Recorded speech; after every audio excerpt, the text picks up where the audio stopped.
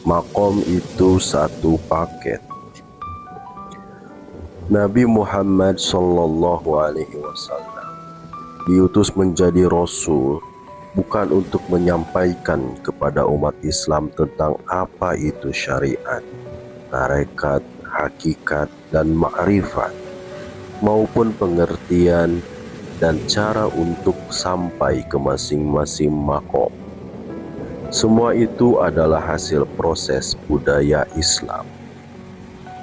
Soal sholat saja, Nabi Shallallahu Alaihi Wasallam tidak menjelaskan detail rukun dan sunnahnya. Tidak ada penjelasan yang demikian itu. Yang ada hanyalah sahabat bertanya kepada beliau, jika sholat itu wajib, lantas bagaimana caranya sholat? Beliau menjawab, "Shollu kama ra'aitumuni usolli." Sholatlah sebagaimana kalian melihat aku melakukan sholat. Cukup begitu saja. Tidak ada penjelasan soal rukun dan sunnah-sunnahnya bagaimana. Sholat didefinisikan dengan af'alu wa aqwalun dan seterusnya. Itu adalah akwal atau pendapat ulama. Nabi Shallallahu Alaihi Wasallam sendiri tidak memberikan penjelasan seperti itu. Jadi jangan salah paham, Nabi tidak menjelaskan. Sahabat hanya melihat Nabi Shallallahu Alaihi Wasallam sholat. Beliau juga tidak melakukan penyeragaman, latihan sholat, dan penataran sholat. Cukup lihat saja. Sederhana sekali. Yang membuat rumit sebenarnya adalah para kiainya. Para sahabat itu kalau sholat, dasarnya hanya dengan melihat Nabi Shallallahu Alaihi Wasallam ketika mendirikan sholat. Akibatnya, sekarang sholatnya orang-orang sedunia tidak sama. Dari takbir sampai salam, banyak yang berbeda. Yang benar yang mana? Ada yang pakai usolli, tetapi ada yang bilang usolli itu bid'ah. Benar tidak? Takbirnya bagaimana? Allahu Akbar, sambil mengangkat tangan di atas kepala, di atas telinga, sepundak atau digoyang-goyang. Setelah takbir, sedekap atau lurus tangannya. Kenyataannya, yang meluruskan tangannya ada, yang sedekap juga ada. Ada yang membaca iftitah, ada yang tidak. Dalam membaca Al-Fatihah, ada yang membaca Bismillahirrahmanirrahim. Ada yang langsung membaca Alhamdulillahirabbil alamin. Dalam tahiyat ada yang dazal dan seterusnya. Dan disebutkan semuanya. Ada yang cukup membaca sholawat Muhammad, sholawat Ibrahim, innaka hamidum majid, lalu assalamualaikum. Yang meramu ini siapa? Kita harus tahu hal ini dan mengerti. Jadi, syariat, tarekat, hakikat, dan ma'rifat adalah hasil dari proses perjalanan sejarah ketika umat Islam sudah menyebar kemana-mana. Semua itu karena sudut pandang yang berbeda-beda. Contoh saja, pada suatu hari Buya Syakur mengisi pengajian. Setelah pengajian selesai, semua yang hadir pulang. Seminggu kemudian yang hadir itu ditanya, apa yang disampaikan oleh Buya Syakur? Tuntut cerita mereka berbeda-beda. Ada yang menyatakan pengajiannya baik sekali, ilmunya menyentuh hati, atau menilai pengajian itu luar biasa. Tetapi di sisi lain, ada juga yang agak kecewa, karena dalam pengajian saya tidak ada cerita tentang pahala, Saya tidak cerita tentang surga, tidak ada syair-syairan, dan tidak ada puji-pujian. Saya sebagai seorang mubalik harus punya visi dan misi mencerdaskan masyarakat. Kalau saya cerita tentang pahala-pahala, menurut saya itu sama dengan mengabadikan kebodohan. Pilihan visi saya tentu ada risikonya. Akan tetapi, orang hidup itu harus punya prinsip. Bagi orang-orang yang tertentu, pengajian Buya Syakur itu hebat.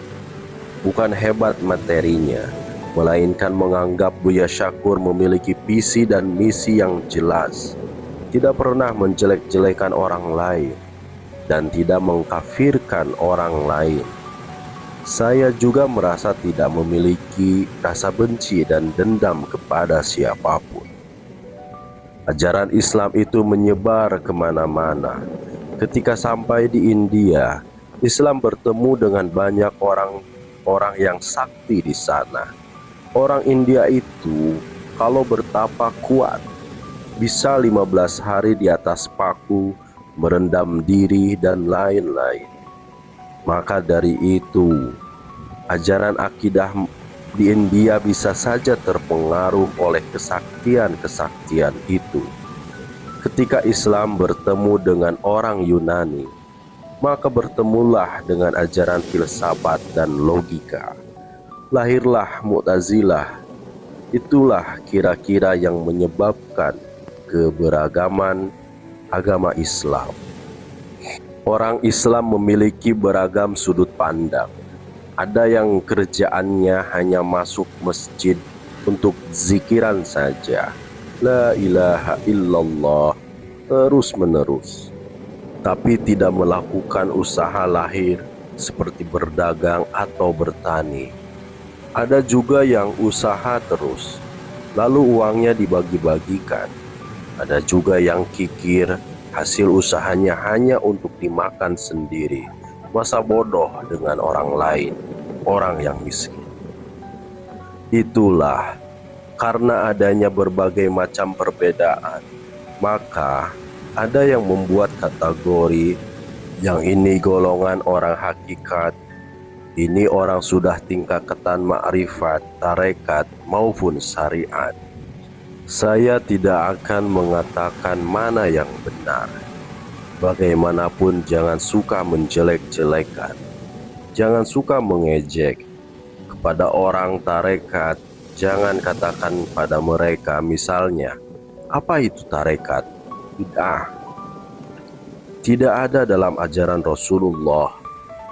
Jangan sampai begitu. Hormati saja. Orang yang menjalani tarekat juga jangan berkata kepada orang yang baru menjalani syariat dengan misalnya, apa itu syariat? Itu masih tingkatan SD. Tidak usah begitu.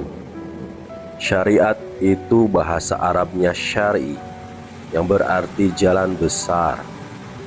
Kalau tarekat berasal dari kata torik, yang dijamakkan menjadi thuruk, lalu dijamakkan lagi menjadi thurokat. Kalau syari, jamaknya syawari. Apa bedanya? Torik itu jalan kecil. Ketika menuju suatu tujuan, ada yang melalui jalan kecil yang pintas, sehingga lebih cepat sampainya. Ada yang mengambil jalan besar, yang bisa saja lebih jauh dan memutar. Semuanya tidak bisa disalahkan. Begitu juga dalam hal memilih jenis kendaraan yang dipakai. Misalnya, sama-sama mau ke Jakarta. Ada yang naik kereta, ada yang naik mobil pribadi, ada yang naik motor, ada yang naik bus, dan ada yang pakai sepeda, bahkan ada yang jalan kaki. Masing-masing pilihan tidak bisa disalahkan.